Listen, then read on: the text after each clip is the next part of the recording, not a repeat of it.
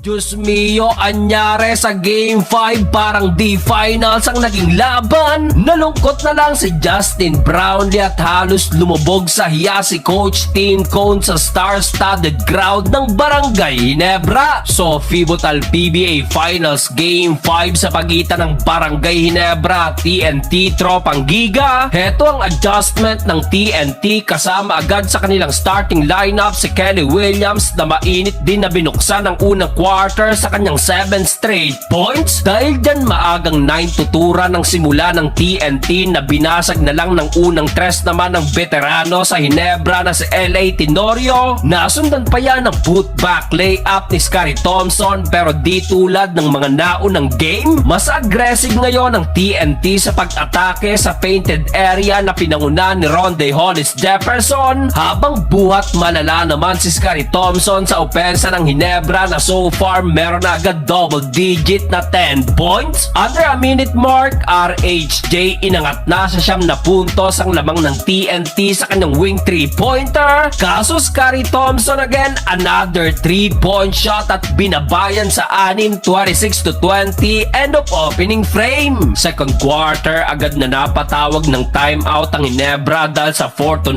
run ng TNT na muling nagangat sa double digit lead. Sayang itong pansagot na sana ng Ginebra. Monster dunk ni JB, nilabas nga lang ng rim. After nyan, Calvin Optana mainit na inangat pa ang kanilang lamang sa 16 points, 36-20. A total of 10-0 run ang nagawa ng TNT. Hype na hype si Poy Eram na naligo ng pang-aasar nung Game 4. Frustrated na rin si Coach Tim Cone at nabasag na lang ang run na yan sa alley-oop slam dunk na to ni Maverick Anisi to Japet Aguilar. Matapos yan, tinambakan palalo ang Ginebra na umabot sa 20 plus points, kaya't galit na galit si Coach Tim Cone na nagsunog na naman ng timeout. Anyare sa Ginebra, star-studded pa naman ang Ginebra crowd, halos maiyak na lang si Coach Tim Cone sa hiya sa bench. Natapos ang first half, tambak malalang Ginebra 56-33. Halftime inaward kay Scottie Thompson ang career milestone na 2,000 career defensive rebounds. Good start pang nagawa ng Ginebra sa simula ng third quarter with 8-3 run courtesy of back-to-back 3-pointer ni Stephen Hall. Butatapang inabot ni Rondae kay Japet pero may bawi agad na end one si RHJ. Hype na hype si Rondae Hollis Jefferson dahil nasundan pa yan ng another 3-pointer ni Calvin Optana. Kumana pa ng another end one si RHJ at ang masama pa dyan, may 4 na foul na itong si Justin Brownlee. Nalungkot na lang si JB sa bench dahil natapos ang third period, mas lalo pang namagang tambak sa 31.79-48. Fourth and final quarter, mukhang sumuko na agad ang Ginebra dahil pinasok na ang mga bench player ni Coach Tim Cone. Sayang ang punta ni Boss Toyo na napa-cellphone na lang. Kabaligtaran naman kay Boss MVP na tuwang-tuwa sa pangyayari. Parang di finals ang naging laban. Under 9-minute mark, halos wala ng star player sa floor. Sa uli, sa laki ng tambak, heto't makukuha ng TNT ang kanilang ikatlong panalo at malaki na ang pag-asang makuha ang back-to-back champion habang mauuwi naman ang Ginebra sa do or